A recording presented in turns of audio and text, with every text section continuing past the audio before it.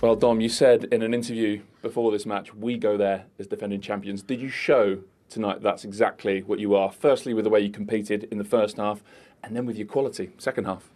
I think yes. It's a little bit weird because I said it what I said, but I meant it in a way that nobody's offended. I don't think anyone was, but yeah. Yeah, no. Just made it clear. No, we faced an unbelievable team, but I think we showed again today that why we became champions last season, and yeah, now this was a step forward. I think after the recent weeks, and yeah, we showed again that even against a team who is top of the table, we can compete, and that's we take it with us for the next weeks, and we move on. Was your first half performance mainly about fight and resilience, qualities like that?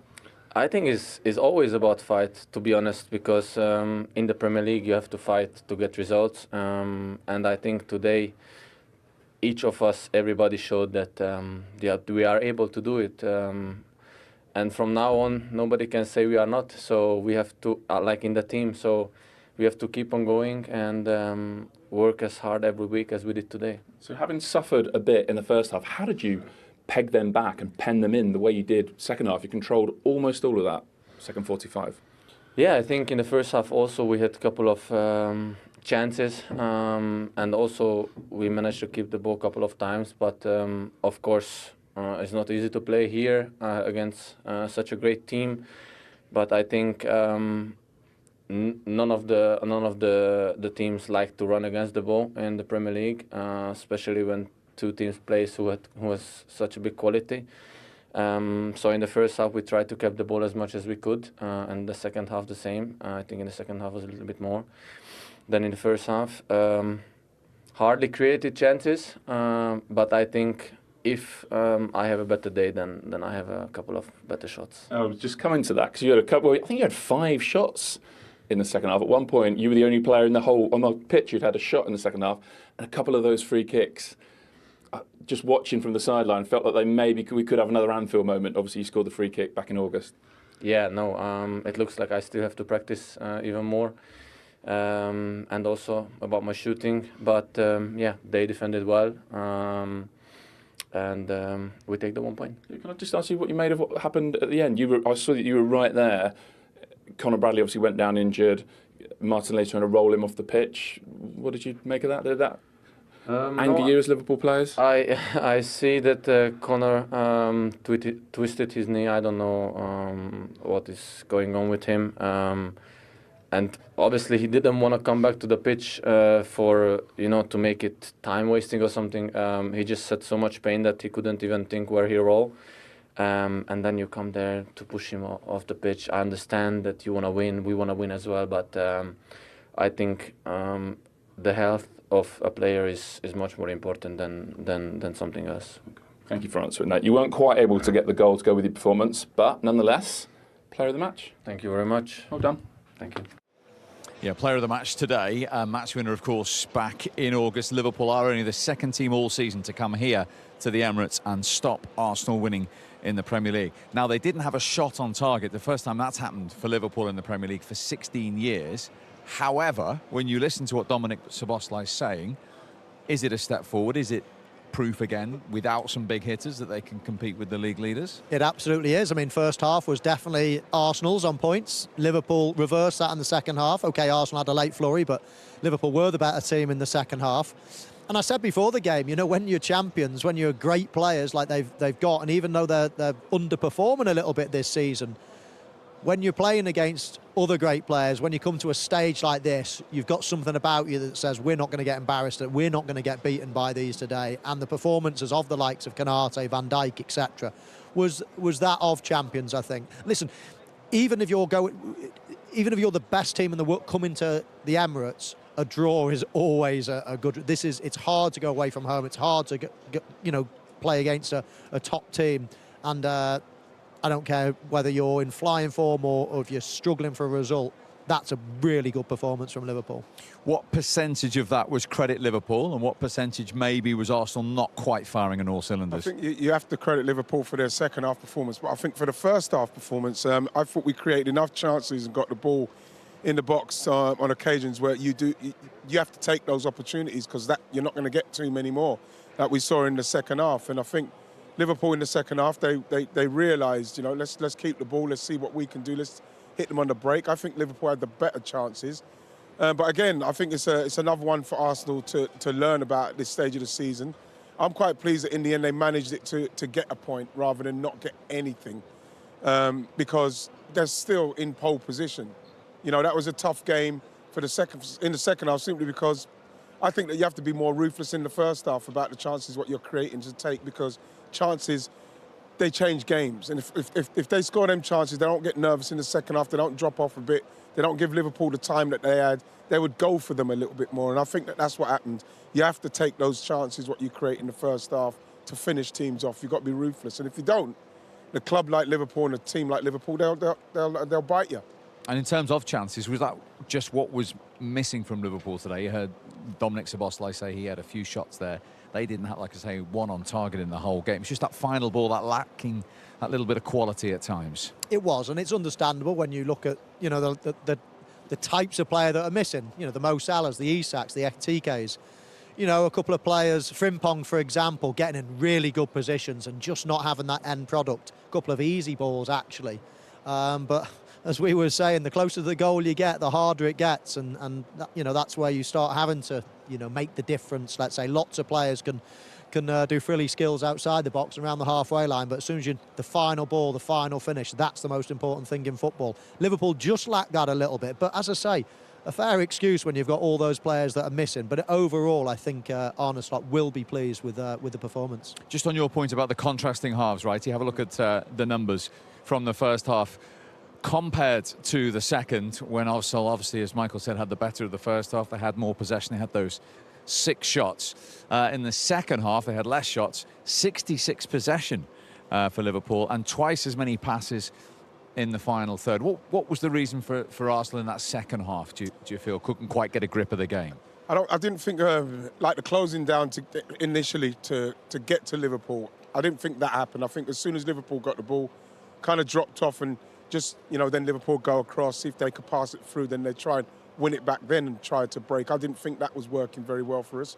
Thought maybe the substitutions could have been a little bit earlier to get a little bit more energy. Would like to have seen Jesus earlier, maybe Noni Madueke a little bit earlier to get a little bit more pace, a little bit more buzz, a little bit more zip into the game. I thought that came, and we saw a little bit with Noni Madueke, but by then, I think that the second half, what we showed was a team that is trying to finish it, and you could feel nerves. I think there was a little bit of nerves. I thought that there was a little bit of like, let's just be careful here. Let's not lose this now. And I think that what we've got to have there, I think the attitude we've got to have is we've got to be, we're going to win this. And then if we don't win it, okay, we'll take that. But we can't be safe. I thought we felt a little bit safe and nervous there. Do you think Liverpool sensed that in the stadium as longer that second half went on? A little bit, and they grew in confidence as well. As soon as you start knocking a few balls around, then you start growing into it and thinking, hang on a minute, we can get something here. I think from Arsenal's point of view, they're a very efficient side. They're not going to blow anybody away. They're not like a Manchester City that can beat somebody 5 or 6-0, or a Liverpool, when they were absolutely flying a year or two ago. I think Arsenal are based on a really good goalkeeper, really good defence, efficient midfield. I think it's a very, very solid team that are going to win games 1-0, 2-0, 3-0 maybe.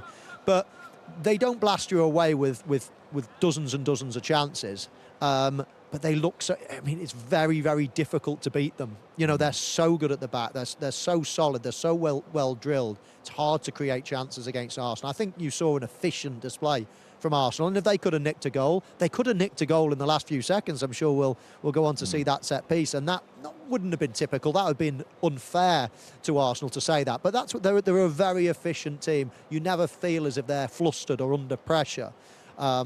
Whereas obviously, the teams that have won the league over the recent years have been, very good attacking it. That might concede. Liverpool concede a lot of goals, even when they're winning leagues and whatever, but they were just a real expansive team, where I think Arsenal are a bit more efficient, and it was important for them not to lose today. I would say, though, Mike, with those teams that you mentioned, they've got a striker that can, in those moments, Mick, you know what it's like when the game's tight.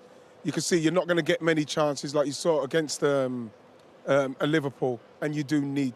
That's what we thought we bought, and that's what you need, because if we're going to talk about the balls that went across the goal, all the way through, when you're paying that kind of money, you want something. They've got to be there, and that's what makes the difference in games like this. Because the first half, we created enough for us to get something. It didn't happen because we didn't have someone to take the chance, and we done that And then the second half, you get more and more nervous because of everything what's encapsulating with what Arsenal are trying to do. It's all, everybody's worried about it, and you could feel it. You could feel them getting like deeper and deeper. And we can't do that.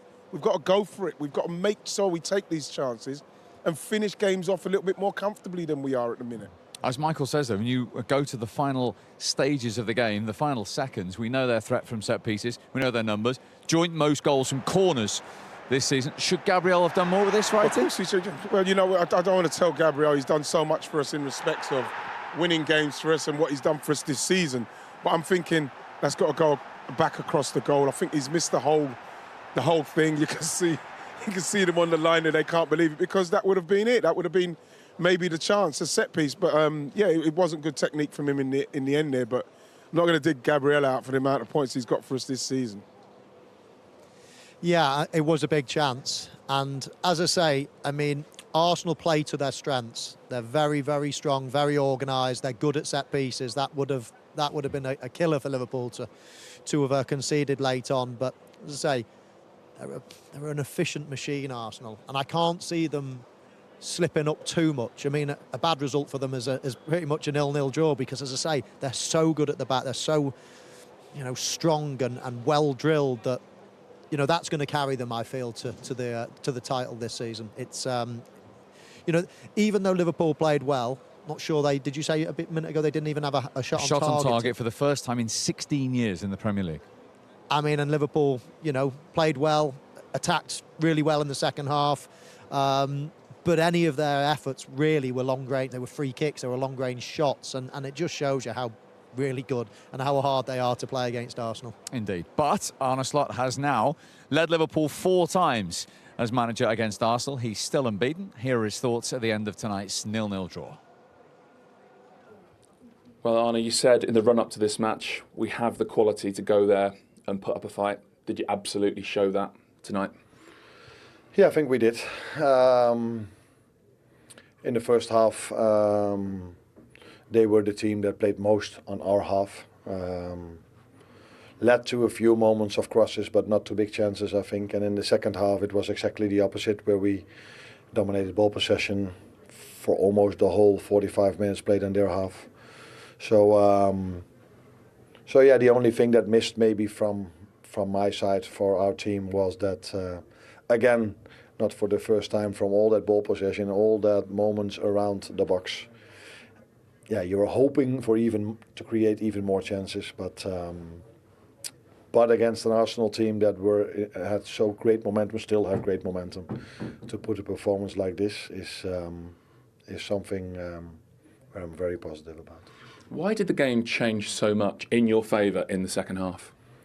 No, I think there were already spells in the first half where we showed how good we are in ball possession. But we kept on doing that in the second half, and then we kept them on their 18-yard box, and when they kicked away, we picked up the ball again. So, but even in the first half, our maybe biggest chance of the game also came from 15, 20 passes in a row, I think. So I saw a lot of good moments in the first half. Second half, I think the way we defended was a bit better than the first half. We had to adjust 1 or 2 details. Can you tell us what those details were? No, it wasn't that much, but there was constantly a 3 against 2 that we had to defend. And then, I mean, their 2 centre-backs with their number 6. And I think we did that better in the second half than the first half, which made it even more difficult for them to get in the positions they did get in the first half. So, and in combination with us being good on the ball, yeah.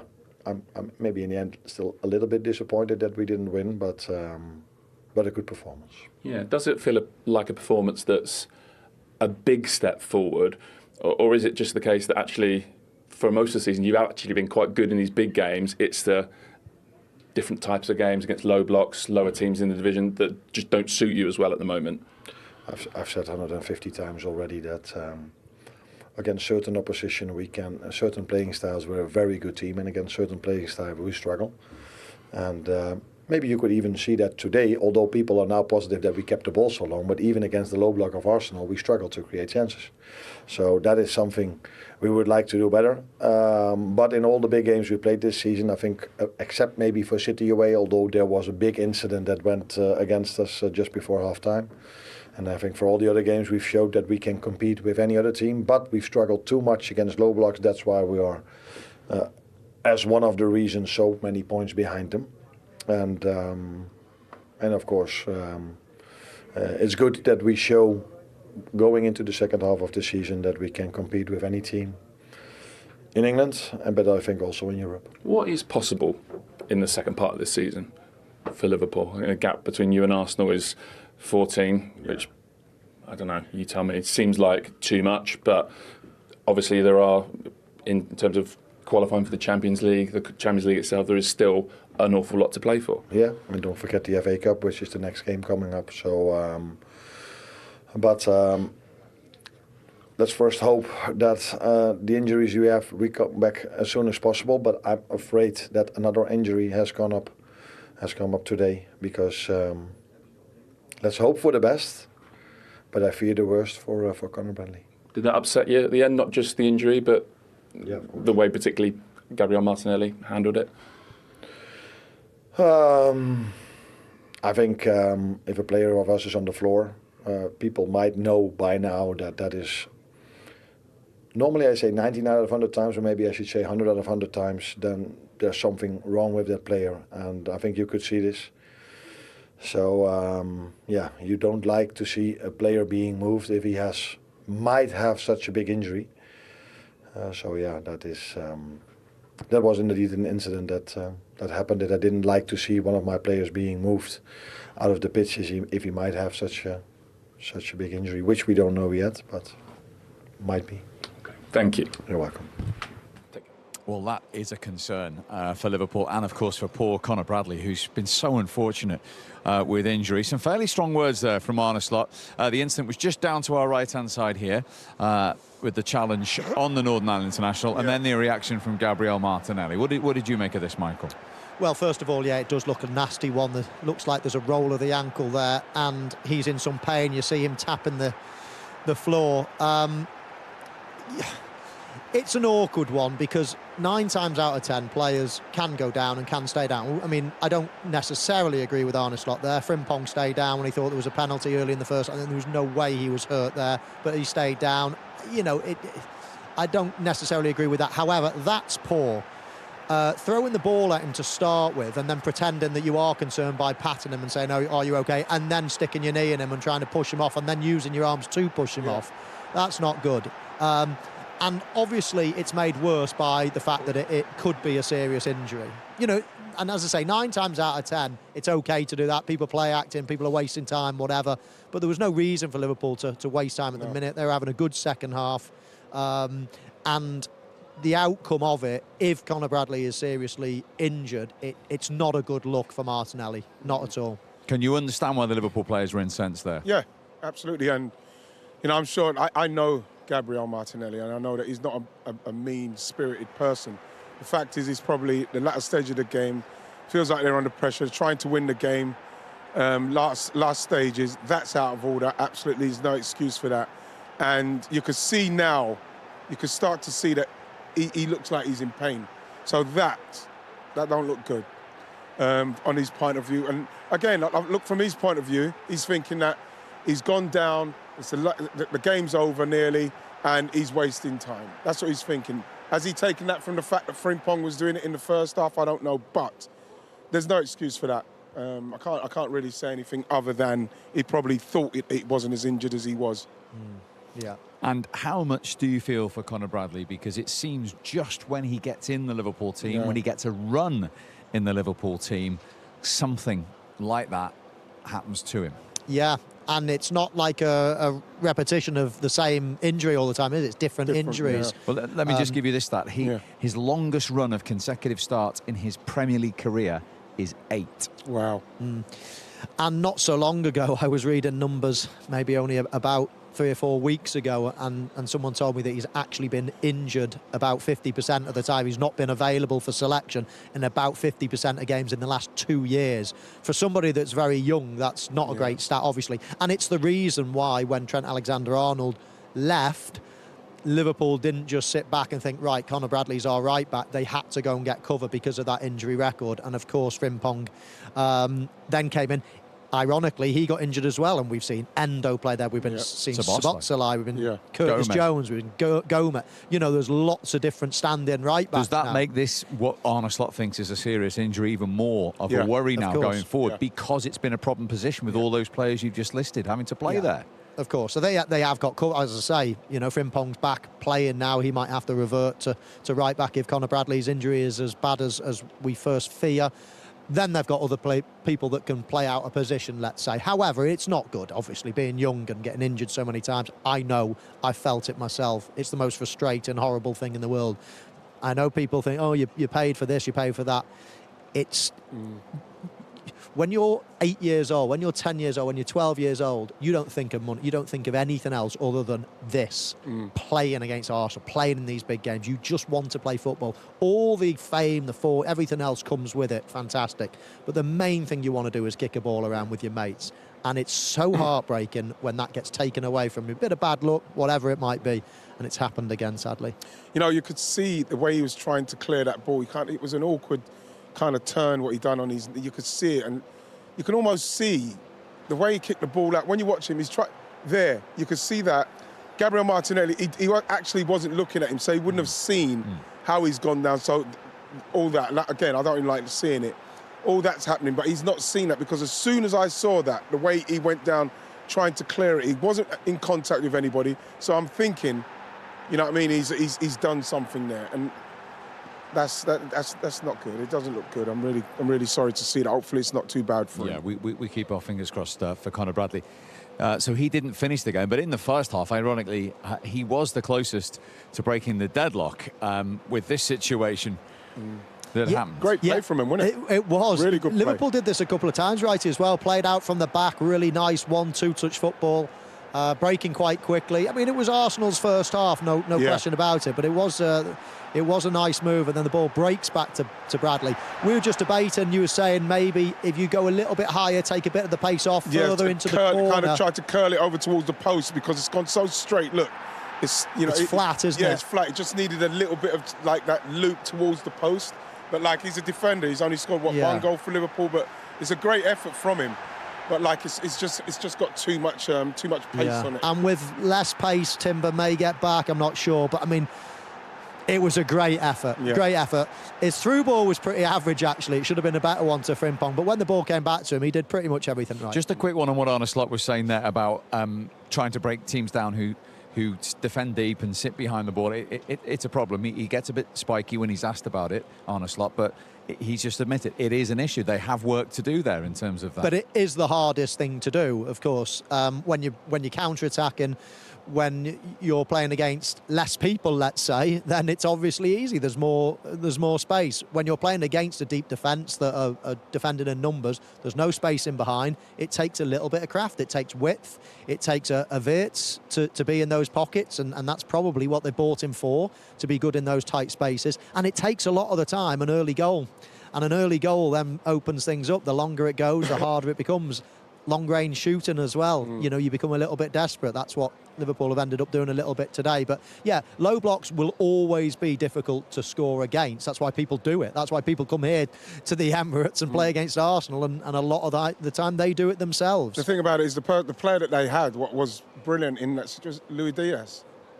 So if you're not going to replace like for like for the low block, then you're probably going to end up with games like that, because you look at Frimpong, unbelievable pace, he gets down there, but his end product seems to be something that he's lacking at the moment. But like, you get rid of a Luis Diaz who can open teams up with a low block with his skill, his trickery, and you lose that and you don't replace that, then you are going to have a problem with it. Cal, if you can't win, don't lose is a well-worn footballing phrase. Does it apply to Arsenal tonight? Well, we know that the margins are very small. I think we have two different halves. The first one where we have a lot of domination, created some big situation with players almost inside the 6-yard box to pick a player up, and we didn't find the right pass to score the goal. And the second half was a bit more struggle. We were very imprecise with the ball, which didn't allow us to counter press and be very close to the structure. Obviously, they have a lot of midfielders. They start to drop everybody, so they can put a lot of passes together outside the organization without really having anybody in the box. Because I don't think we conceded a single shot, apart from the mistake that we did in the first half. But yeah, these games then need some magic moment, and at Anfield, so was they did it and they won the game. And today it didn't happen, but yeah, you cannot win it, you know, that you cannot lose it. You said before the match, you kind of knew how they would play from seeing their team. Mm-hmm. Did they do what you expected? Yeah. Go on. Can you elaborate on that? Well, you see the game, so I knew that we're pulling a lot of midfielders in. You know what they're going to have. I knew that they're not going to be very aggressive in the high press, that after they're going to want to start to drop everybody, with Wright playing as a false nine and being difficult to press them if you don't regain the ball in the next 3 or 4 passes. And that's what we expected. And then we have some moments where we have the right positional advantages to really hurt them, and when we got into these areas, we lacked that quality to pick the player and score goals. Yeah, and maybe a few balls flashed across their goal mouth that you would have wanted someone on the end of? And 2 or 3 times that Victor is completely free between the keeper and the centre-backs, and a lot of situations that we get there. The final one that we have an incredible cross from Noni, and Gavi is there, normally it's a goal. And it is not, but that's football. I mean, we come from a very, very demanding schedule. The last 6 games that we play in this Christmas period, and we've come out of that in a really strong position. Yeah, so just in terms of maybe not only Gyökeres, but probably every attacking player on both sides having a difficult night, would you say that's more down, in Victor's case, to a lack of supply to him than anything he did right or wrong tonight? No, he did a lot of things right. At the end, the ball has to arrive there to have the opportunity to do it, and you're playing against 2 world-class centre-backs as well, that they know very well what to do to stop you. That's why they are the champions. Now, can you just tell us, you've obviously worked with them for a long time, the type of character Gabriel Martinelli is, because there's obviously that moment at the end where it looks like Conor Bradley might be seriously injured, and he goes to roll him off the pitch. Has he just made a mistake there, your player? Probably he doesn't know, because knowing Gavi is zero intention. I don't know what happened to Conor, but hopefully it's not bad. But obviously there is no intention from Gavi to do anything bad to him. Thank you for answering that. Just summing up the whole period then, you touched on it already. I think you went into the Everton game just before Christmas, actually at kick-off, second in the table. You come out of that schedule 6 points clear. So overall, I guess you feel really positive about what you've done over the last few weeks. I think the desire and the quality that the boys showed in this period, which is the most demanding one through the year, to do what they've done, big credit to them. And as I said, coming out through that period in the position that we are, I think we have to be proud. There are things to improve as always, and today we're going to get a few of them to be better, and we keep going. Okay, so it doesn't feel like too much of an opportunity missed tonight? You want to take all of them, but if that's the case, you will be 15 points ahead, you know, and this is the Premier League, and we all know how difficult it is. Thank you. Thank you. That's the thoughts of Mikel Arteta here live at the Emirates Stadium, where our good friend Manu Petit, Wrighty's former teammate, has joined us. He was watching the game with us tonight. You heard the manager there. Manu, what did you make of that overall this evening? I don't know for you guys, but I totally agree with Mikel Arteta. I think after the Christmas time, you know, it's a long period with so many games to play, and with such a positive run, you know, of winning games, and they're still top of the table. It's 1 point today. I think we can be frustrated, but we have to give credit to Liverpool, and they're still 6 points ahead, you know, on top of the table. So I think I want to see the positive side of it, and I'm frustrated, you know. I was hoping something different, expecting something different, especially, you know, creating chances, you know, try to come back, you know, in the second half, especially try to take Liverpool by the neck, just like they've done against Aston Villa here, you know, recently. Yeah. But it never happened. So again, Liverpool is a huge club, huge team. They've been unbeaten for the last 10 games. They're coming back strongly. They've got very good players, knowing that they were playing without strikers today. So I think tactically as well, they show They were brilliant, I think, intelligence. I think they show composure as well. So 1 point, I think, as I just said, at the start of the interview, sometimes when you cannot win, you have to do everything, to get a point. Did it surprise you the way that second half panned out after what Arsenal had done in the first? Yeah, because I've seen that against Chelsea away from home. They were playing 11 against 10, and they didn't show, what it takes, sometimes to go and win that game. They did it against City here as well in September when they conceded the first goal, and they were losing confidence. But I remember, I don't know, guys, we won titles, and we all know that winning the Premier League is very difficult, and sometimes, you get points after points, It's a long way to go. So today, I think, at the end of the season, that could be a very good point. Yeah, and I think if you look at Mikel Arteta, if you said to him before this midweek set of games, Arsenal had the toughest, game playing against Liverpool. So Manchester City, you'd have expected them to win. Aston Villa had a game as well. They've got out of these set of fixtures, one game less. A difficult game out the way, and no deficit in terms of against their rivals. So overall, okay, little bit of a missed opportunity maybe, but I think if you said to Mikel Arteta 2 days ago, you're still all going to be on the same points as Villa, Manchester City and Arsenal, it's still going to be 6 points ahead, he would have absolutely been delighted, because that's the hardest game of the lot. Yeah, and we don't have to play Liverpool again. You know what I mean?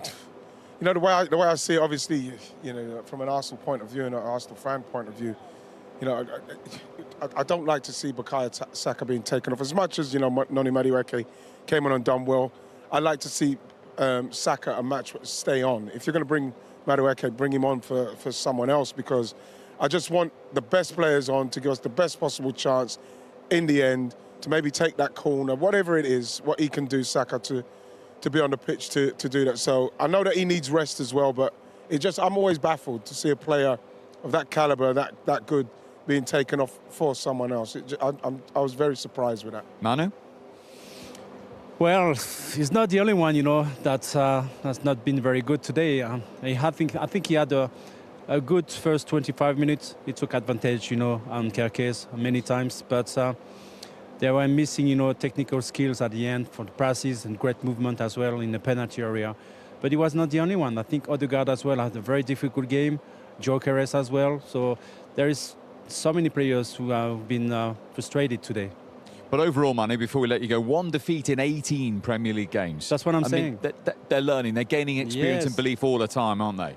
Of course, and I remember, I don't know if you remember him, but again, when we won the title in 1998, we had a game in winter, during winter, in the midweek. No, against Liverpool. Against Liverpool. We drew 0-0, and we were booed by the fans at the end. Yes. It was a terrible game. We were terrible. We didn't deserve to get... Even Wright, was terrible, wasn't he? We all were terrible.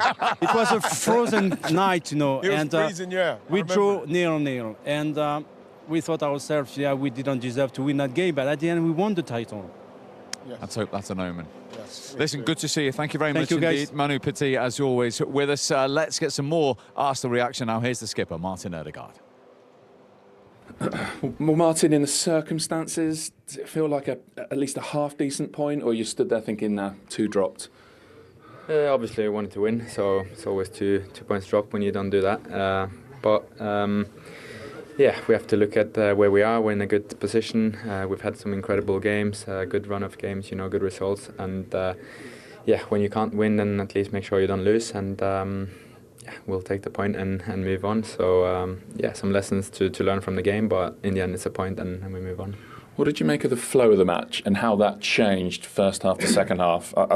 I presume you'd agree. First half, you were well on top, and that changed in the second 45 minutes. Yeah, for sure. I think we were the better team in the first half, controlled pretty much everything, and had a few good moments where we could have maybe scored a goal or whatever. And then second half, they had the ball a lot, they controlled it, but at the same time I felt like they didn't create much. I feel like they only had the 2 shots from that free kicks, pretty much. We could have done more in the second half to create a bit more, but they didn't do much. So I guess the point is a fair result in the end. So yeah.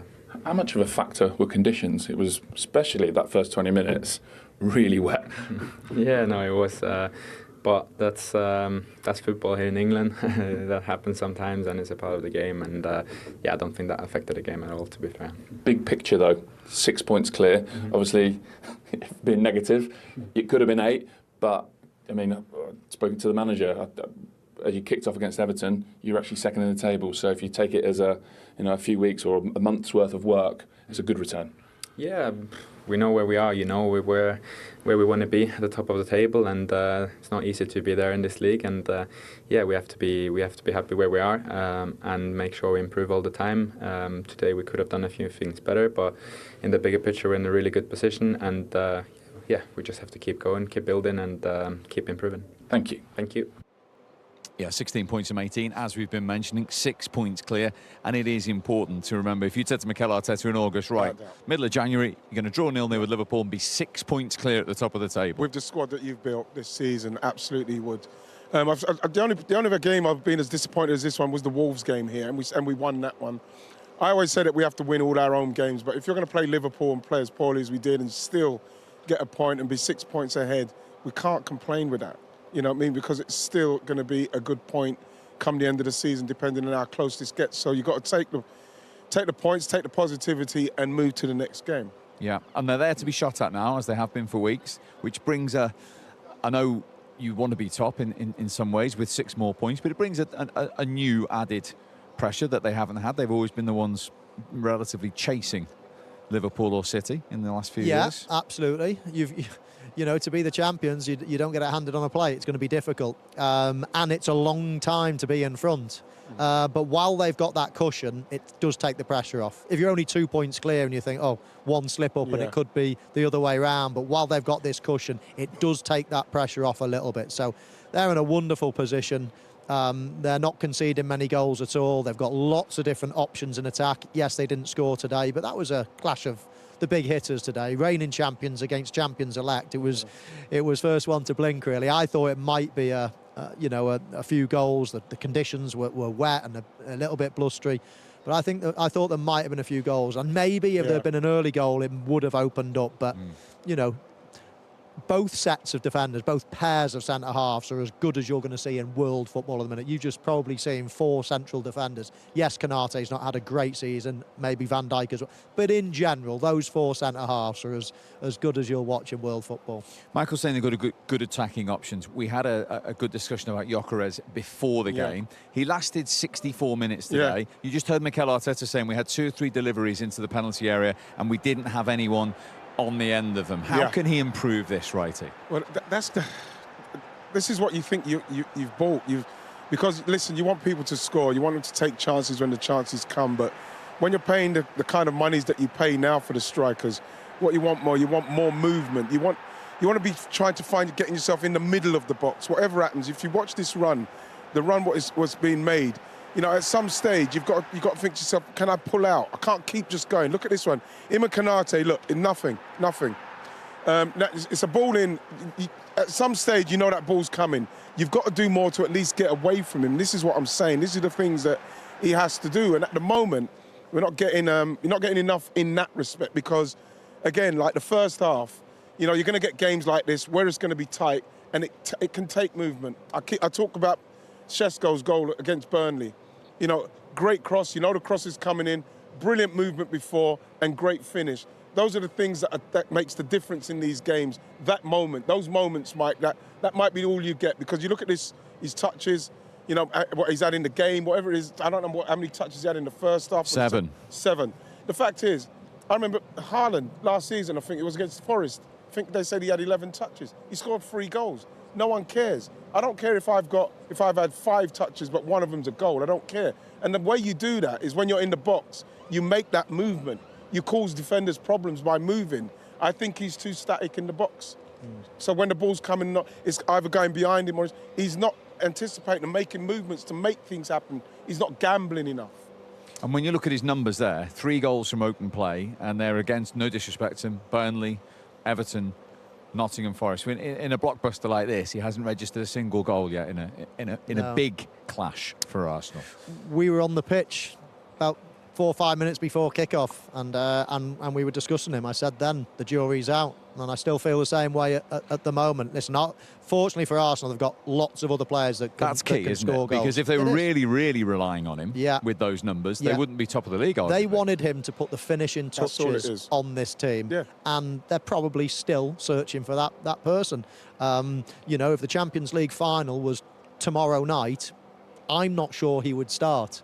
They will continue and they will persist with him, of course, because they paid so much money. You want to give him all the chance in the world. And you know what? Against the Burnleys, against the Nottingham Forest, against the Everton, or whoever it might be, he probably is going to score a lot of goals. He can finish.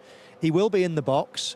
But, you know, to win these games, you need a bit of class. You just need a bit of class, and I think that's where he lacks. You know what it is? It's in these games when you do have a game like this. Yes, we've been playing well coming into it. I was saying 2, maybe 3-0 today, just because of the way we've been playing. But when you do get a game like this, you do need somebody who's out of nothing say, oh, he's done nothing all game, but he's scored the winning goal. Because sometimes you get games like this, you don't get many touches, like I said, but you get that goal, you win it 1-0, and people say, yes, that's what we bought him for. But at the moment, we're still not quite seeing that, and hopefully there's enough games coming in before the end of the season. Hopefully that will happen, because I think we're going to need to see something. There's a bit of a saying, isn't there, a flat track bully. I think he could be that type, you know. Playing at home against lesser teams, he'll score your 1s, your 2s, maybe even the odd hat-trick or whatever. He'll take the penalties. At the end of the season, you'll look at it and probably think, do you know what? He's got into double figures, not a bad return. However, when you look closely at it, did he make a difference in the big games, the ones that you really need your big players? And sadly, so far, only half of the season gone, but sadly, so far, it's a no. And at the moment, as I say, the jury is definitely still out. But when you look at the options available on that graphic, that's helping at the moment, isn't it? It's a sole reliance. Quite the opposite to Manchester City, what people are saying about City, actually, where if Erling Haaland goes 3 games without a goal, City aren't scoring, they aren't winning. Yeah, but we have got goals. And again, this is why I'm very surprised to see Saka coming off, because he's one of our main goal scorers. But, you know, Jesus is still coming back after a long injury. He looks very sharp. You got Kai Havertz is coming soon as well. We know Mikel Moreno can play out there, he can score. We know Trossard can score goals. We know Gabriel from the back can score. So we've got goals. Is that taking some of the heat off Gyökeres, do you think? Without a doubt, because if those guys weren't doing that, with the money that we've paid, there would be a lot more noise around him. And it's these moments where, like I say, if I was playing in this team, you know, coming from the league he's come from, all I'd be working on is my movement in the box. My first touch to make sure I link it, get it out there, get in the box, and let them know when you get it. I know when you cut inside back onto your left foot, Bukayo, I'm going to be zooming across that first post. If you get to the line, I'm going to drop out and I'm going to make sure I come and attack it, because I know you're going to have to chip it up. I'm letting them know what I want. Martin Odegaard, if you're running through, I'm going to go to the left and then I'm going to cut across him, so you put it through and I go across him, so then I'm able to go into it and then have my shot. These are the things I'll be saying to them in training, because there's so much going on with Arsenal. They've got so much going on through the pitch. You deal with the area. That's what we're paying you to do. Anything that comes into and then around that area is your domain. So you own it. Own that domain and let them know, put that ball in for me, because I'm making the runs. At the moment, he's not. And let's flip it the other way.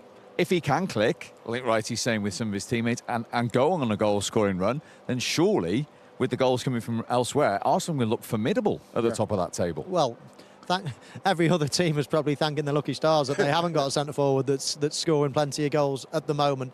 And, you know, they're not easy to find. You know, you look at the Premier League, who people have signed over the last season to come into the Premier League. Sesko, OK, he scored a couple last night, but he's not hit the ground running. You look at, you know, Gyökeres, not really. Voltemade is probably the one that Liverpool with the Núñez most. even, Exactly. 85 million. Isak hasn't scored too many goals, but he was already a Premier League player. But the Premier League have got lots of, you know, the team's got lots of them. They're bringing some of the best players that are on the market from around the world, and not many of them are hitting the ground running. There's a dearth of centre forwards in world football at the moment. You know, players like, you know, Gyökeres scoring dozens and dozens of goals in a season in Portugal. Bring them to the Premier League, it's a different ball game. So, yeah, there's not that many out. I feel sorry for Mikel Arteta in a way, in that he knows that was the problem. and you search around the world and you think, right, we've got a big pot of money to spend. What are our options? There are not that many options around, as you can quite clearly see. So not an easy position to fill at the moment. And as we all know, Arsenal are doing so well that it's probably being papered over the cracks at the minute. But the bottom line is, the jury is out. I'm not sure he's the long-term answer. You know, the thing is, even though, like, talking about Sesko, and I won't stop because I was quite pleased to see the goal what he scored, the second goal especially, and the movement, because then you can do all those things that I said about getting the ball in the box, because now I know Dorgu, he knows I'm just whipped this in because he's making movement. Just seeing him do that movement makes me, I feel a lot more confident in what he is capable of doing once the ball gets in the box, because I know that he's got the capability of making that movement to totally lose the defender. He's trying, instead of just going in straight and having a tussle with someone here. You know, someone like Kanate who's strong. You're not going to score goals doing that, and that's what's got to happen. The movement's got to be better because we've got people who can put the ball in the box. But at the other end, and this is another reason they're 6 points clear, they've kept 10 clean sheets, another one tonight, 2 more than any other team. And as you said earlier for Liverpool, they're so hard to break down, aren't they? It's Arsenal's strength. I know they score goals, of course they do. Of course they've got lots of good attacking players, but the strength of their team is their defence, let's say, and that includes their goalkeeper, that includes their defensive midfield players, it includes the whole team, really. They're very, very difficult to score against. Liverpool show that. Liverpool played well today. They've hardly had a shot on target, or no shot on target. Everything's been from long range. They're so hard to play against. And do you know what? If you have an average game and you still get a 0-0 against a team like Liverpool, then you're well on your way to being the champions. I mean, it's a strength, and and I don't deny them what they're doing. Why play gung-ho? Why go and try to score X amount and leave yourself vulnerable? This is the strength of your team. Make sure we keep that strength and go on. If we can go and score a goal or two, then fantastic. And that's, as I say, without a centre-forward that's knocking the lights out at the moment. All I want, Mike, Steve, is just to have a more cushion. You want to build as much of a You've cushion. You've got 6 points, right? How much do you want? Yeah, just keep going. So as then what happens is, you can have the odd game like this and it doesn't hurt you because okay, we'll get it going again. But City or Liverpool or even United back in the days, all of those top teams, they do not rest on we've got 6 points. They go. They'll try and beat a Liverpool here. They'll beat the teams. So that's what I want us to do, simply because I want us to have as much of a cushion going into it. That's why I'm not scared. There's that nervousness again, isn't there? They're so desperate for it. Maybe. And you can feel that amongst the crowd. Yeah. It has been a while, but of course they've practiced that over the last few seasons, and I do think they're pretty much ready to go and do it now. They just don't look like conceding, so it's going to be hard for anybody to beat them.